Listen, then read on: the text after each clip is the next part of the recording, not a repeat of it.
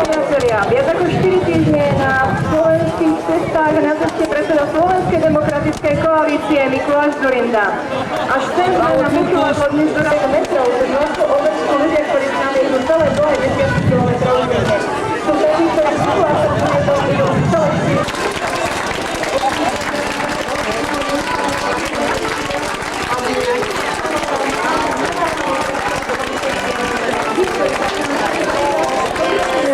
Rado!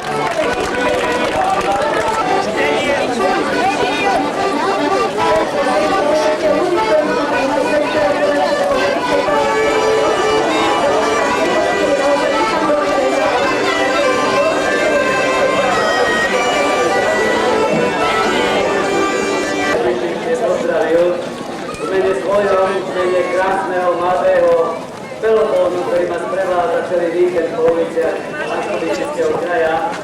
Aby som vám zaželal príjemné nedeľné popoludne, ale hlavne, aby som vám zaželal veľa optimizmu, veľa nádeje, veľa odvahy a veľa šťastia pri voľbe 25. a 26. septembra. Ja si myslím, že to budú veľké dni pre Slovensko. Že to dneska opäť zmyslí. Chceme, aby bolo viacej bezpečná na uliciach, na námestiach, aby sme sa nebáli o naše deti, aby sme sa nebáli o svoje vlastné zdravie. Chceme viacej spravodlivosti do verejného sektora. Dnes počúvam po všetkých krajoch a Banskobystrické už piaty, ktorí prekážu na bicykli, že človek sa nemá kde dovolať pravdu. Rovnako počúvam, že robotníci počúva dobre dary, kde sú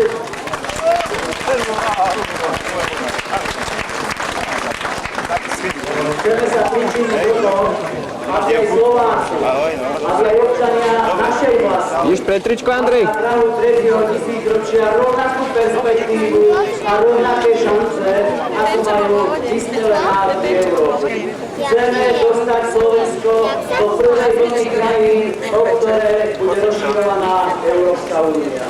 Potom bude na Slovensku svätý pokoj a poriadok. Trápili sme sa, ale služba ľuďom bola o mnoho naliehavejšia a silnejšia ako záujmy 5 politických sekretariátov.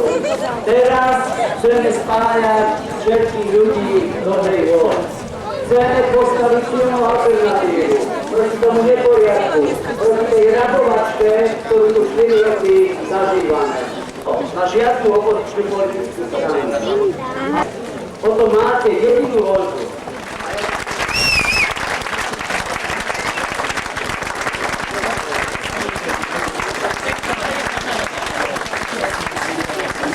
Veľmi ma teší, že celý deň šliate so mnou dovedal ďalší obľúbený človek, najmä medzi študentmi, bývalý minister, verím, že budúci minister, súčasný a verím aj budúci poslanec Národnej Slovenskej republiky, Ľubomír Harák.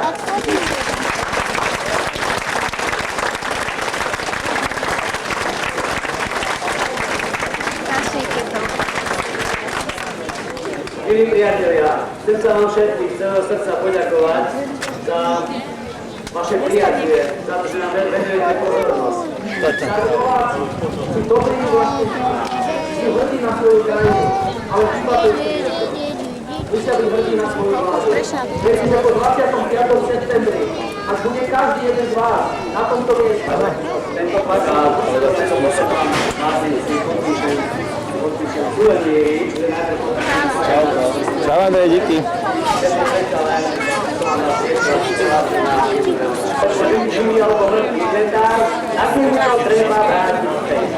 Súdruhovia v družstvách sa zľakli a začali vykričovať, že keď si každý vyberie pôdu, že sa to všetko vlastne dosúče. Vážení pani, reštitúcie máme za sebou, žiadne družstvo si nekraklo, za Časopického boli pomnoho väčšie dotácie ako sú dnes. Máme skvelý pôdohospodársky program, ideme dodávať úvery, ak sa má Fáma o rozbíjaní pôdohospodárskych družstiev Čarnogurským je absolútne od začiatku do konca vymyslená a nepravdivá. my máme rádi slovenský vidiek, my budeme podporovať rozvoj pôdohospodárstva, družstevného, súkromného, všetky formy, nech ľudia rozhodnú, ktorá sa z nich najlepšie ujme, pretože vieme, aký význam pôdohospodárstvo pre Slovensko má. Chceme zvýšiť prémiu stavebného sporenia zo 6 na 10 000 korún, aby sa poplatilo spory. Chceme dať 2 miliardy obciam, aby mohli dávať 200 000 príspevky k jednotlivým domom. A chceme dotovať úrokové sadzby na hypotekárne úvery tak, aby ste si mohli zobrať reálnu hypotekárnu pôžičku na dom, na obstaranie bytám. V Severoatlantickej aliancii iste viete, že v apríli bude veľký summit vo Washingtone, ktorý bude rozhodovať o druhej vlne do NATO. Jeremek hovorí, že dneska je na prvom mieste zrejme Slovinsko, na druhom Rumunsko. Šiel v parlamentných voľbách 98 niekto, kto bude mať viacej percent ako HZDS, tak vás prosím, dajte hlas Slovenskej demokratickej koalícii. Nebudeme kradnúť, nebudeme štvať, nebudeme sa spájať s mafiami, chceme verne slúžiť všetkým ľuďom, ktorí platia dane, ktorí chcú dodržiavať zákony a ktorí chcú nádej pre Slovensko. Ja vás prosím o podporu, ani nie tak pre seba, ako skôr pre moje deti, ale hlavne v dobrej viere pre všetkých ľudí dobrej vôle, žijúcich v našej krásnej domovine. Ďakujem, že ste nás vypočuli.